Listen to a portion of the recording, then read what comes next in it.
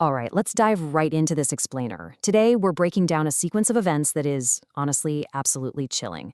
We're looking at a true horror case study surrounding a college student named John. Like a lot of us at that age, he took up a part-time gig delivering pizzas for a local shop. Just a completely normal way to scrape together some extra cash. But as you're about to see, one specific late-night delivery was about to completely shatter his reality. So, I want you to keep this central question in the back of your mind as we go through this timeline together.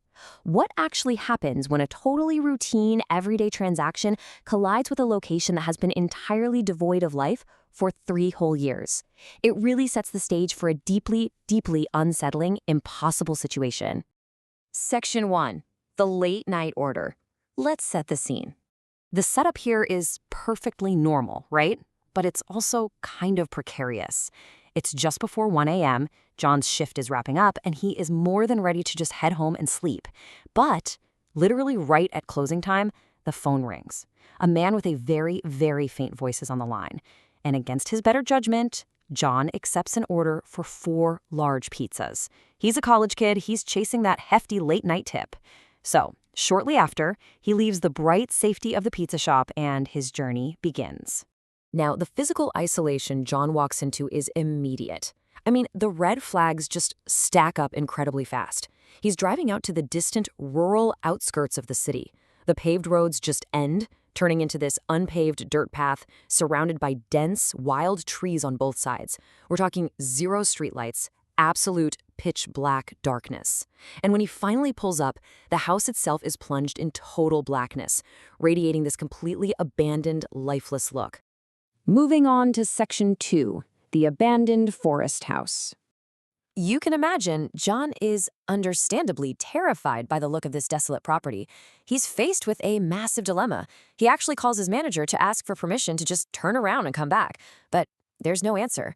If he leaves with the pizzas, he risks his boss's furious anger and a docked salary. So that financial pressure basically forces him to completely ignore his own survival instincts.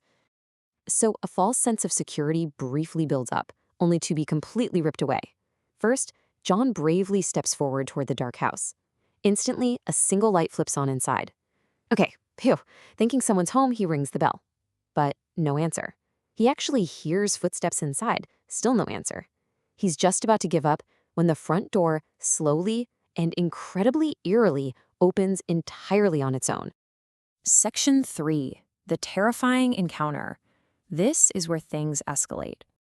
Stepping inside into this dimly lit, totally empty hallway, John politely calls out. But instead of a person coming out to greet him, a wild cat suddenly darts out from underneath the hallway sofa and bolts right into an adjoining room. Just a pure jump scare. And get this, the exact second that Wildcat crosses the threshold into the next room, the lights and the television inside suddenly snap on. Just this sudden, jarring burst of activity in a house that felt completely dead seconds ago. And then, the unmistakable sound of mischievous little girls laughing starts echoing from that newly lit room. Now put yourself in John's shoes for a second. He doesn't immediately think, oh, this is paranormal. He thinks he's the victim of a really rude prank. Angry that he's been kept waiting in the creepy dark by some kids, John basically barges into the room, demanding to see an adult so he can just get his money and leave. But John walks in to find 2 completely silent little girls sitting on a bed, just staring at him. He yells at them, clearly frustrated. They say absolutely nothing. Then, exactly as the source material describes it, their eyes turn pure white. Their silence mutates into this sinister, dangerous laugh, and in unison they point directly behind John. Forced to look, John slowly turns around, and there, standing directly behind him, is a horrifying shadow of a woman. Dropping all 4 pizza boxes to the floor in absolute pure terror, John finds himself face to face with an impossible nightmare. Section 4. The desperate escape. So his escape attempt immediately falls apart. He sprints to his bike, but of course, the engine dies and the tire goes completely flat. Stranded in the pitch black, he desperately calls the police. Then he glances up at his rearview mirror and sees the shadowy woman and the 2 girls slowly approaching him from the house. In a state of absolute panic, he abandons the bike entirely and runs deep into the forest to hide behind a tree. Eventually, thankfully, he hears the distant wail of police sirens. Mustering whatever courage he has left in him, he runs back out to the dirt road to find the police investigating his abandoned bike. He frantically explains everything that just happened and leads the officers back into the house. But when the police conduct a thorough search of the property, they find absolutely nothing. No girls, no shadowy woman, just that single wild cat. Which brings us to Section 5, the dark truth. 3.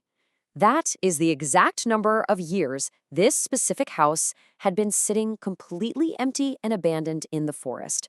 No residents, no active electricity, a completely 100% dead property. The truly horrifying facts emerged the very next morning. It turns out, 3 years prior, the former residents, a woman and her 2 young daughters, were all suddenly brutally murdered right there inside the home. The realization hit John like an absolute ton of bricks. The figures, the eerie raaf, the shadow, he had literally encountered the trapped spirits of a murdered family. The sheer trauma of this event caused him to immediately quit his pizza delivery job forever. So we want to leave you with this final, deeply unsettling thought. The murderer in that case was actually never identified. But even more pressingly, if that house was completely abandoned for 3 years, occupied only by the spirits of the deceased, who was the man with the faint voice that called the pizza shop at 1 a.m. to place that order? Thanks for joining us for this explainer, and I hope this breakdown helped you grasp the truly chilling reality of the 1 a.m. delivery. See you next time.